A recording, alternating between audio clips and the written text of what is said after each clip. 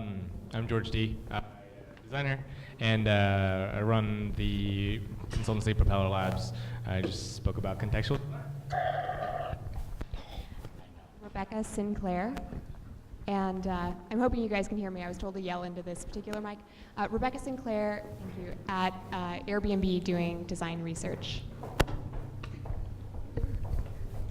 I'm Emma Lawler, and I'm a UX designer here at AKQA. And I talked about Kubmo, the company based out of Nairobi. Hi, I'm Mark Palima. I'm going to be standing in for Yobie, our COO. I'm an engineer, so I'm going to be in awe of all the user experience people out here. But I'm very interested and hope you can hit me with some very hard questions because we have some very difficult things that we need to solve. And I'd love to get everybody's input on it. Thank you. Hi. Hello. My name is Kat Liu. I'm a designer at Amazon. Okay, sorry. My name is Kat Liu. I'm a senior UX designer at Amazon, and I talked a little bit about speech interfaces. Cool, thanks. So with that, I think we would like to open up the floor for questions. So go ahead and raise your hand, and Miles will run over to you with a mic. I would also encourage people from the panel, if they have questions for one another, start from there too if you want. So yeah, is there anything anybody wanted to ask? I had a question. I wanted to ask Kat, how far do you think we are from something like her? I thought that was awesome. Yeah, it was an amazing movie. I think that that's a hard question. Elements of her, I think we're pretty close to, actually. I think we already have attachments to machines and our Instagram and even the voices on there. But I don't know. I would ask Ray Kurzweil. I think he has a better answer than I would.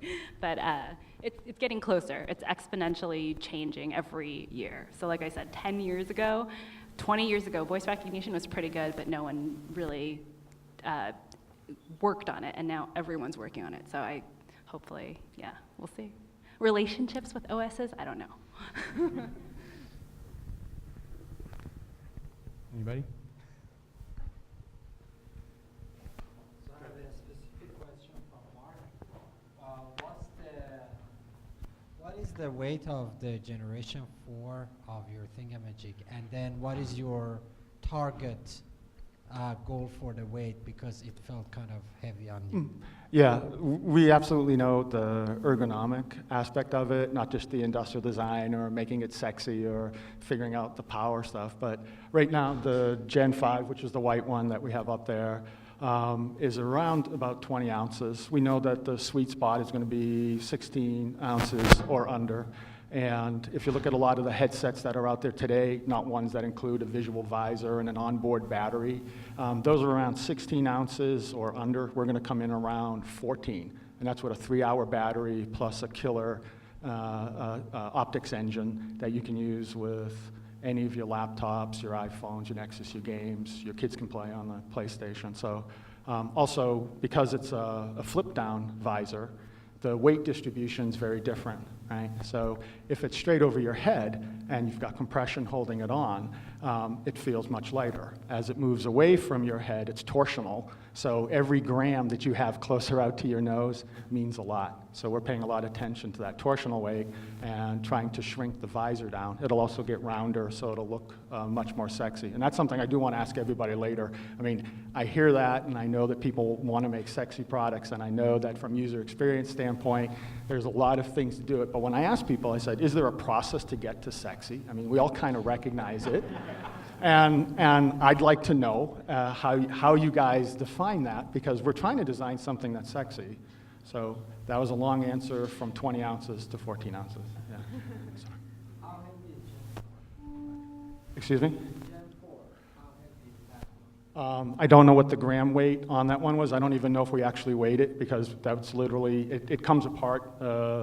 It's meant to be actually separate. We even use it for ocular viewing. But the 5 one, the white one, is about 20 ounces. And the end one on Kickstarter will be around 14. It'll be under 16 ounces. Are you guys thinking about integrating voice into it? Just adding. Oh, so we can have Sorry. this conversation. Is that okay? Yeah, I think the thing that's amazing is once people realize that having something that's portable, that's replacing a screen, opens the door to start saying, what does wearable computing actually mean when your eyes are actually seeing something for real for the first time? You're not constrained by some screen at the end of the day. So yeah, something like voice. I mean, how do you activate it? How do you want to turn the volume up or down? Do you want to turn it off? Do we put an onboard processor on it? I mean, you know, a sexy voice too, I think would be cool, right, on it. Hopefully something that you could program in or download. I think that, actually that would be my feedback. If I call up AT&T support one more time and I don't hear a sexy voice that's making me feel that 20-minute wait, so let me download something like that and I'd be very happy. That would help me, actually. I think we had a question in the second row. Oh, I'm sorry, yeah. Yeah, you've done studies into eye physics. I'm sort of curious about the adoption rate. And also, as a second question, what are the medical applications? I think I saw that one. So our founder, Dr. Alan Evans, this started in military land, and it was designed specifically for addressing long-term eye stress and fatigue. And I think when you heard Yobie come up here and mention it, and you see General McLaren with a four-star general wearing the stuff, the design there was that emissive light that's coming into your eyes, that's coming from screen technology, is fatiguing in the long run. But natural reflected light, we all seem to be able to tolerate it for incredibly long periods of time. So it was designed with that in mind, and that was part of the gestalt of saying, hey, if it's great for these military guys in these tense situations where it's life and death and scary stuff, it should be plenty good for streaming Netflix video, right?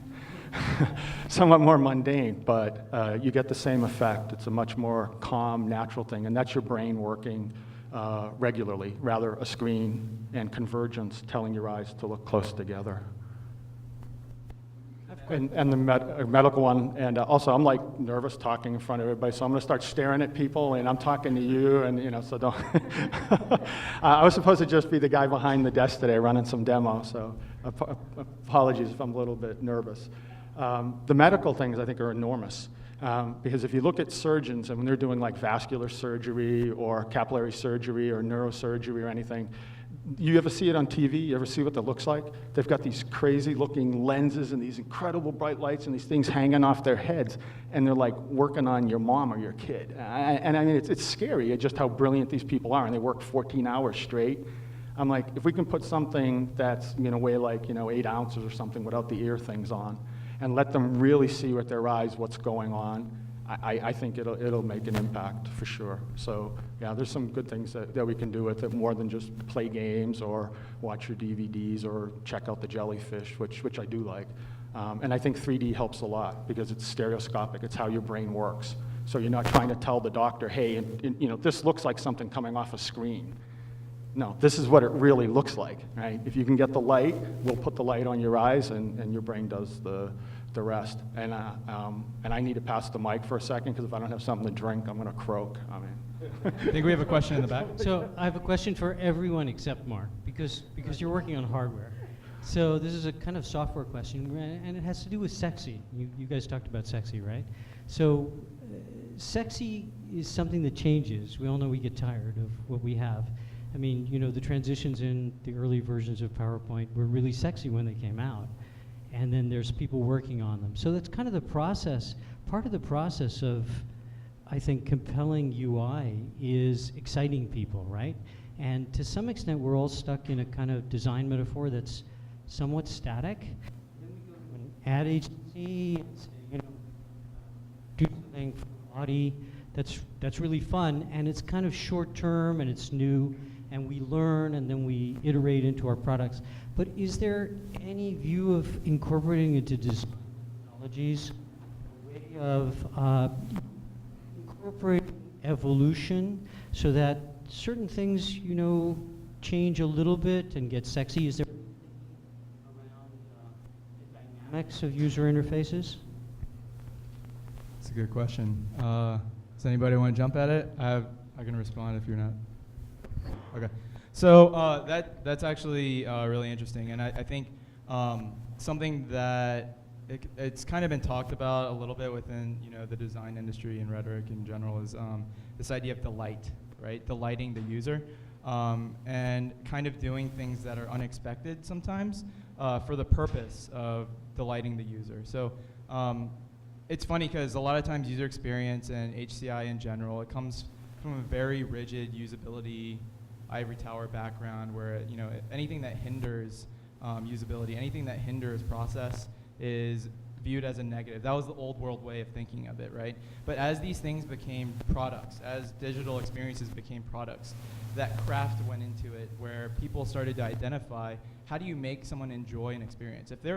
If someone's staring at a customer service menu screen all day long, because that's what they do 8 hours a day for their job, how can you make that experience not draining, where they don't they don't hate their lives at the end of the day, right? Again, it's like finding small things that they can understand and kind of grasp onto that bring in small pieces of enjoyment every day in their life. So changing the way they do something that's minute or something that's very kind of meaningless and turning it into something that's more meaningful. And I realize these are very abstract ideas, but it really depends on the context and where you're applying that thinking and that methodology. And I think what it boils down to is a constant questioning of whether or not you should automatically do the first thing that comes to mind or automatically do the quote-unquote best practice. Sometimes it's stepping back and identifying, wait, is there a way to make this more enjoyable experience, more memorable experience? So hopefully that answered the question. And then is there anybody else? That wants to respond? Maybe I'll kind of piggyback on what Alex was saying.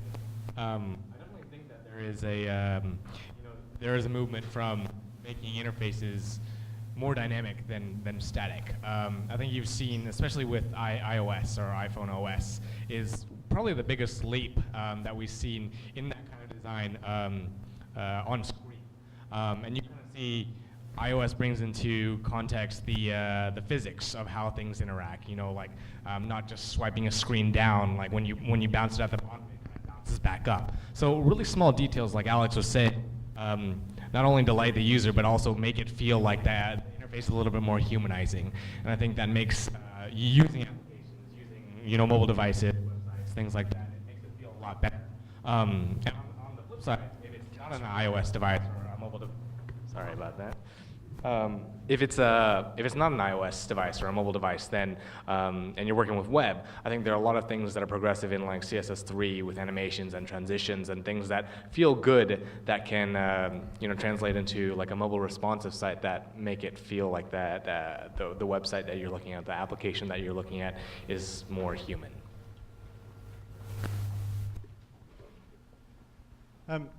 Thanks everyone for your presentations tonight. They were great. A comment and a question for Rebecca from Airbnb. We've spent the better part of a year travelling for the purpose of getting out, so +2 for that advice. If we'd had it a bit earlier, it might have happened quicker. Some of that time using Airbnb, so it's good to stay in a home rather than a hotel, I should say. I'm interested in, you had that one question you guys tried to understand last year. How did you get to that one question? Was it quick? Did the CEO dictate it, or was it a sort of process to get to that?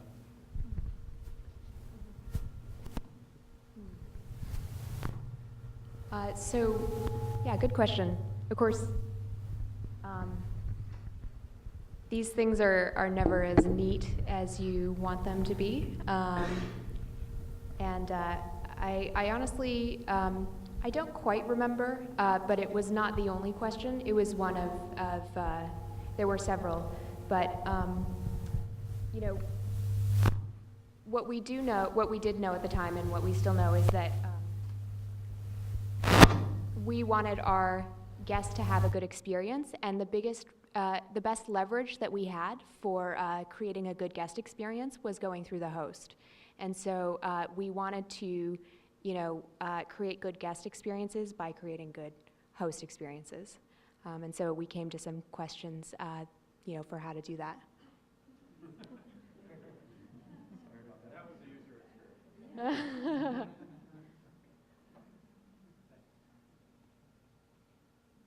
there anything else? Is it dead? Nope, I turned it off to keep the sound down. Okay, sorry. You're on. Yeah. Is there any other questions from the audience? Go ahead. Third, fourth row. I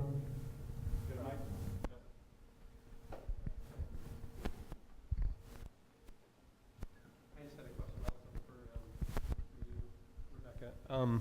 I was wondering, when you're designing for like the host experience, everyone does things a little bit differently. Like, you know, if I was hosting someone, it would probably be very different than everyone else in the room. When you go about like standardizing that experience or like making that uniform, I'm just curious how you've kind of broached that and if there's been some kind of lessons you've learned in doing that. I actually love that question. We think about that a lot. So I'll keep this answer short so I don't bore those of you who are not as interested in this as me. But basically, like, it's a core part of what Airbnb is all about to be unique. So every host, every listing should be unique, and we should support our hosts in like kind of expressing their own personal style of hospitality, right? Great, but there are some kinds of uniqueness that are not that special and are bad for everyone. So I think it's okay to standardize those things out. Now, as a general philosophy, have you guys ever read the book Checklist by Atul Gawande? So, yes, one person. Okay, so it's an entire book by a surgeon, and he writes about like developing a checklist for the, a checklist that you go through before you start a surgery. And it saves, a bunch of lives, I don't know. Anyway, it's very effective for like reducing surgical infections. And what I love about this checklist is it's very short, and the key is it provides an opportunity for dialogue. So, all right, I'll try and get here. Hold on one second.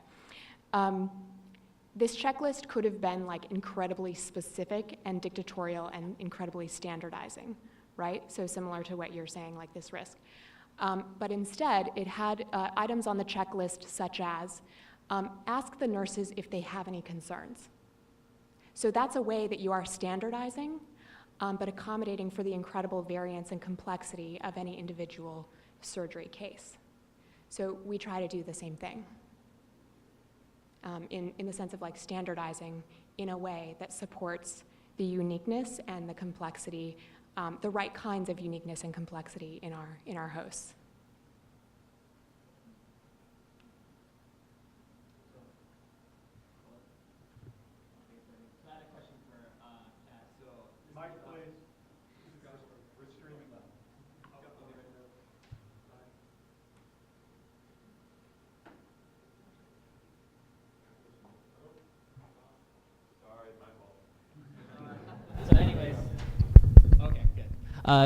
I have two questions. One is how much you work with the people who are doing sort of the back end, like natural language processing, and even before her came out, I was wondering what are the main barriers between like why can't we have a dialogue with our computers yet to some degree, like they learn how to talk to us like at our level.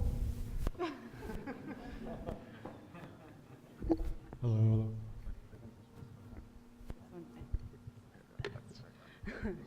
Okay, so to your first question, I work a lot with engineers, and there's a lot of different elements of natural language, the people that do transcriptions. So I work very intensely to kind of, as I said, balancing human expectation with the speech technology is very, very core to all of UX, but especially for here. So I have to work with them because I can't design anything I want. I would design a great conversation with you if I could, but the limitations are there. So I do work with them. And then the second question is, why can't we do that yet? That's a big question. Let's see if I can answer. So speech technology is really great. It uses a lot of algorithms. What it's really good at, I alluded to this, is that it can transcribe what you say really, really well, pretty accurately. If you guys use Google now, you can see it transcribing, and it's really good. But it's interpreting that's very, very hard. So we can attach a million different meanings to it and still not be right to your personal taste or to someone else's personal taste. But we can we can try to get it right. So the biggest thing is getting a lot of data, actually, collecting a ton of data to see and kind of averaging out to see what most people mean. And so it's really a lack of data in improving it, and that's one big thing. So the more data, the more things people use, Google Now, all that, everyone, they're all listening. They're all gonna make, that's the goal, to utilize context, kind of alluding, a lot of context where you live, where you work, and what kinds of things you like. They're gonna use that to help have those human conversations. We can't learn that well just yet, if that answers a little.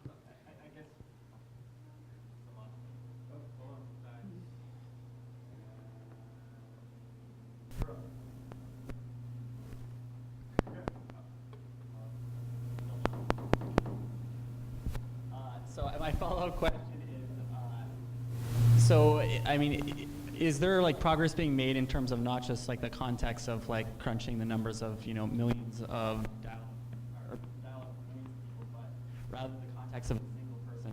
In other words, a computer learning you more like if you have a lisp, or you were born in another country, or you make up words, like, Right. to learn more about you. Is there kind of progress being made in that area? Oh yeah, definitely. If you guys, like Dragon Speaking Natural, if you guys ever use that transcription, there's a process called enrollment. You go in and it says, read the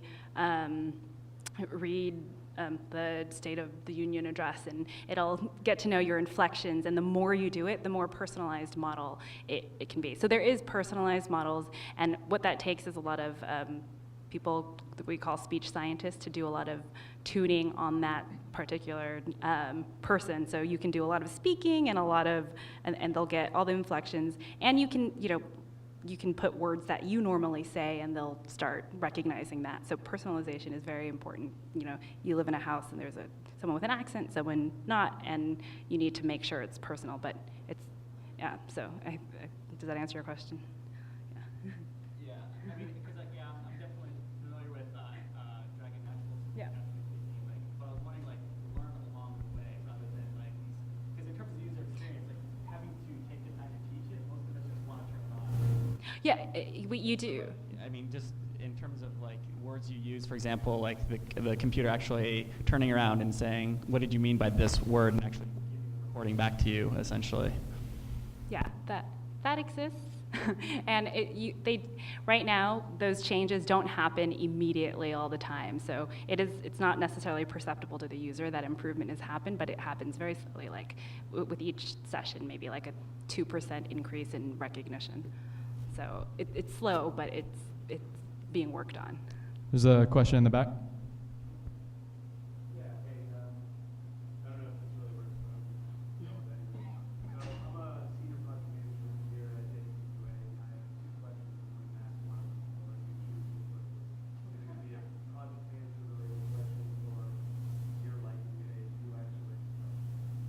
Both.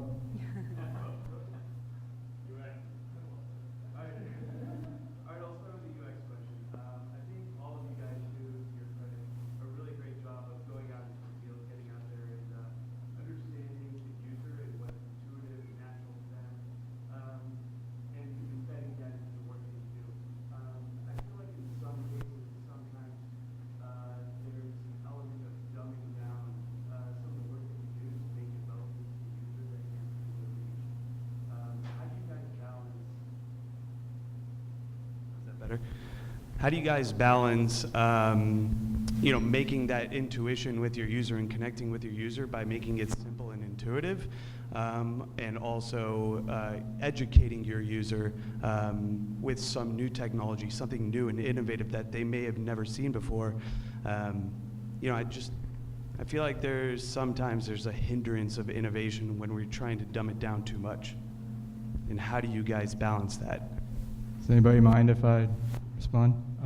Sorry, this is AKQA to AKQA, but so I think something that you bring up is kind of interesting. I had a old mentor that used to say the whole term of intuitive design is kind of a fallacy, because the only thing that's actually intuitive is human genitalia. It's kind of a foul thing to say, but at the same time, it kind of makes you step back and rethink that term, what it really means to be intuitive. And I think the trap that you're describing, or the allergy that you're describing, is that sometimes we, what can result from a lazy design process, or a design by committee process, can end up in something that's so, like you were saying, simplified or dumbed down, that doesn't really do a good job of elevating or educating through what's possible. So honestly, I think the best way to approach that allergy, or to prevent that from happening, is to understand user need better. And oftentimes when that sort of dumbing down, the dumbing down of interactions or experiences happens, it's because we're trying to force a user to do something that they wouldn't normally do. It's because we're trying to create a solution for something that doesn't have a problem, essentially. And instead, if we can get a better human understanding of, and to your point, and some empathy around what they're actually looking for, and what they need, it can create something that it doesn't necessarily rely on dumbing everything down, because they have expectations. They come with expectations in mind, and then you can start from that point, and anything can happen from there. So hopefully that kind of gives you an answer, but I'll open it up to anybody else too.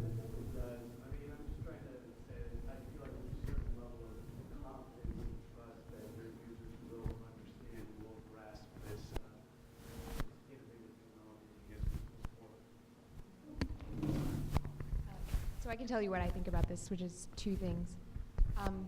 One is I prefer to think of users as busy and sort of like attention, that their attention is not on what you've created for them, instead of dumb, because I think that helps create a mindset where you can, you are able to be more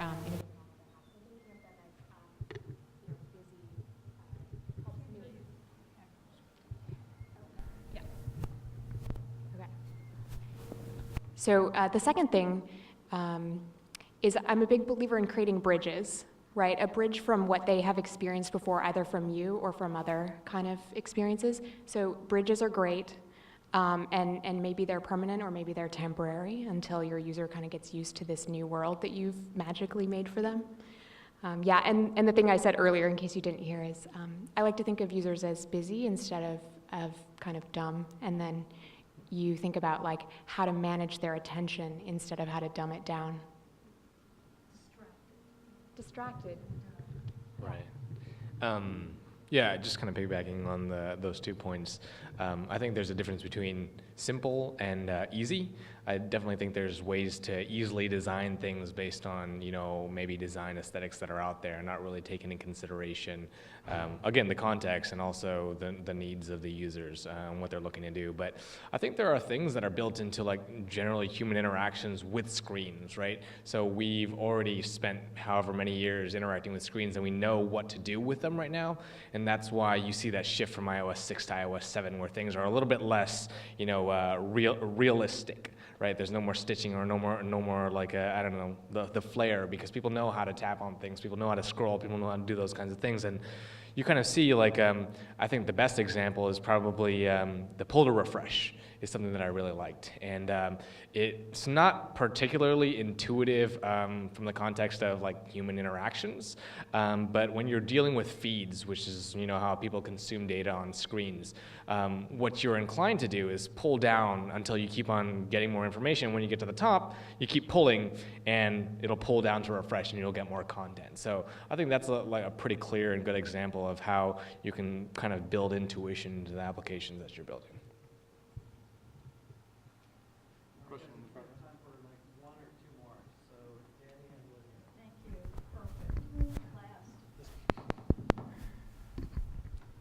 Losing my voice, so bear with me for Mark again.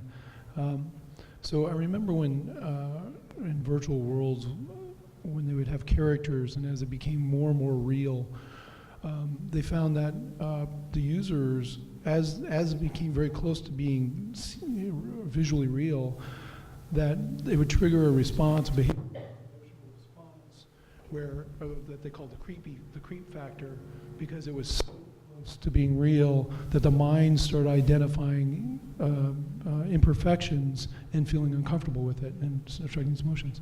So I'm wondering, with the device, in extended usage, and where you're overlaying what seems to be an absolutely perfect image, but maybe there are overlays and scenes and such that really wouldn't occur in the real world. Do they find that over time there starts becoming these emotional responses with the users of uncomfortableness, or does the mind just seem to take the images and accept them throughout long durations? I'm definitely not an expert in like the cognitive psychology or how that human interaction, transference would work with something that's artificial. Our goal is to just simply get the light onto your eyes, just as you would see it in the room today. I think the most interesting part about what you're saying, and it's not a direct answer, is actually we've had creative people and artists ask us this question. They're like, if you can bring light into our eyes like we see in the room today, if I can play optical illusions, if I wanted to start creating another set of scenes, could you actually interlace them into the images? And the answer is, yeah, we could. And I think from a creative standpoint, that's amazing, right? To start creating collages of images that are coming in and let your eyes and your brain tell you what you're seeing. And maybe only till two images actually cross each other that you'll actually see the intersection. So now you start getting completely different things. But I think creative people will take this in a different direction and turn it into something completely beautiful, rather than something that might be artificial or somehow get associated with being creepy. And that's why I love my wife's an artist, and when she saw this, she asked me, and I'm a solid engineer kind of guy, she goes, how do you feel about this? And it was really the right question. And I feel, yeah, this is the right way for us to see, and we need creative people and maybe people thinking differently about what kind of user experiences you could have if we were having this conversation right now. And you're designing an interface, and you want to design a way to get work done, or you want to have some social circle, or you want to make a comment on something. I think it can change things. And it could go creepy, and I don't know about the psychology, but I think it could also be something evocative and actually beautiful. And I'm actually trying to reach out and look at artists to tell us what they think we should be doing with light. Our brain knows what to do with it. I want to see what the artists think as well. And I'm sure that will pose challenges then to everybody who's a user experience expert, because I think we're going to open some new doors in how you can tell stories and interact with people. So creepy, maybe. Beautiful, definitely. And a process to get there. I'd actually like to take another spin on that question real quick. What you're describing is actually, there's a term for it, it's called uncanny valley. It happens, and there's arguments whether or not it exists or not, but within AI and within CG graphics, what you're describing is absolutely, it does happen, it's been recorded, this idea of something being so close to being real, but when it's off, there's a dramatic drop in perceived enjoyment out of it because it becomes creepy, right? Where it applies, interestingly, to UX, where I've seen, is within rapid prototyping, where when things are so close to looking real, but it's still a prototype, it can dramatically skew the results from your testing, because people expect it to behave like a final product. Whereas if you start with something that's very low fidelity, paper prototype, something that sketches, and there's software applications built around this idea. Like if you use something called Balsamic, you understand what that means. But it kind of gives you that larger gap. It's either final or it's completely very far from final. And it's that really close to final that's not there yet that really tends to disturb people in a psychological way. And if someone has a cognitive psychology background, they can go into it. Feel free to jump in. Last question. Hi. So this is more of a request and then a question. I've been working for a long time on a startup that's launching in a few weeks. It's called Personal Health Cloud. And the challenge has been the user experience, the user interface, to create something that people will really use, and hopefully disrupt the way that your health data is handled. So I'm asking everybody here and everybody that's streaming, if you'll please go to personalhealthcloud.com, scroll to the bottom, enter your email address for updates so that you can be part of my private beta tester group and give me real feedback from the experts and people who are really passionate about user interface. That's it. Was there a Thank question? you. What? Was there a question? And then I want to ask you what you think and get your feedback. That's the question. Is there a question for the It's- panel? No. Okay, thank you. Thank you, Lydia. Is there room for one more? Will you do it? Will you do it? Is there? Thank you. So, thank you very much for your comments tonight. One question that I have, user experience design, is if like obviously one of the big goals of any like web application, especially for service businesses, is to instill trust in the user, whether that's to make a sale or build a relationship, especially with like a service like Airbnb. If you were designing an application that needed to invoke trust, what would be some of the initial approaches? I mean, just you want to trust to allow them to. What would be your steps? Like, what are the big keys in earning that trust from the user?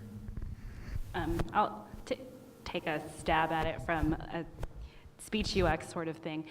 Language is very important, and as everyone has said, empathy is one of the primary ways I design. And to build trust, you kind of have to understand where the user is coming from. And so an example in speech is that if you are too apologetic in your response, and that could be the same for messages and UX and things like that. If you're too apologetic, users don't really trust you. But if you're too, like you say, sorry, I didn't get that, and maybe you're pleasant to talk to you, but they don't trust you.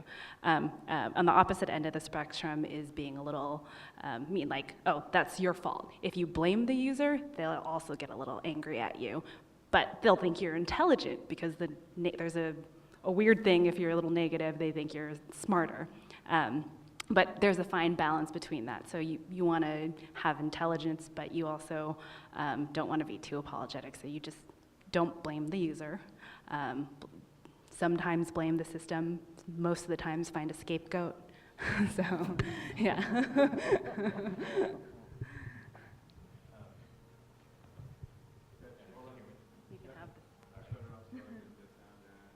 Okay, cool. So I think on a more practical standpoint, there are things that are well-defined within like website splash screens that people use to instill trust.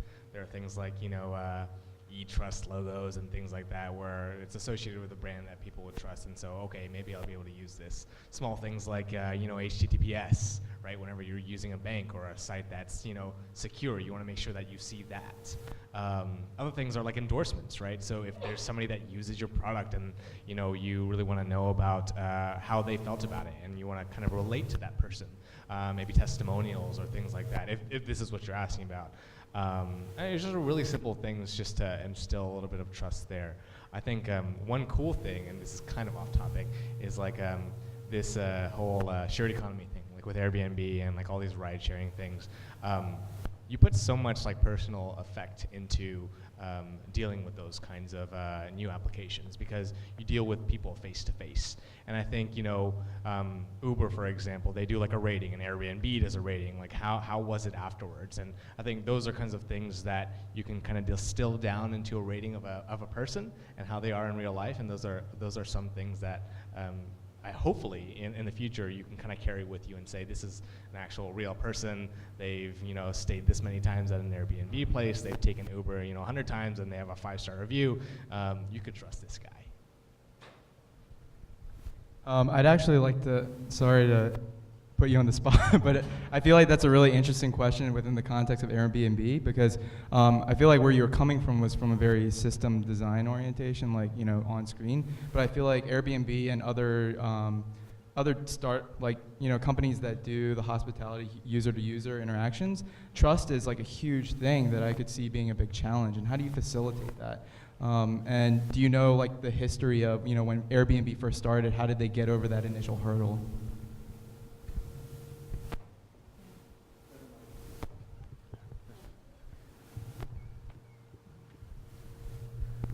Yeah, so that's a really big question for us that we think about all the time. I'm trying to think of like what is my most concise answer to this question. So we just think about what do people need to know in order to make a trust decision and feel comfortable with that decision, and then we try to provide that information. So some simple examples. On our site, we have two kinds of photography. You can upload your own photos of your place if you're a host, or you can have a professional photographer paid for by Airbnb come to your home, to your actual address, which is stored in our system. This person is screened by Airbnb, this photographer, and then you have, as a host, verified photos on our website. So this is just like one of many ways that we try and just provide the thing that people need in order to make a trust decision.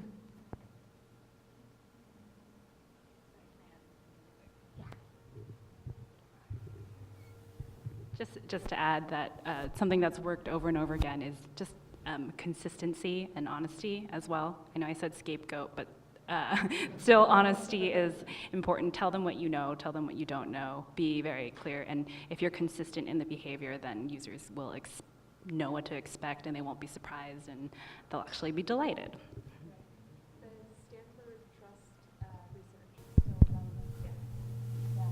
So, because it's the last question, I'll add something too. I think transparency goes a long way, and I think we've, and not in just a messaging sense, but in a functionality sense.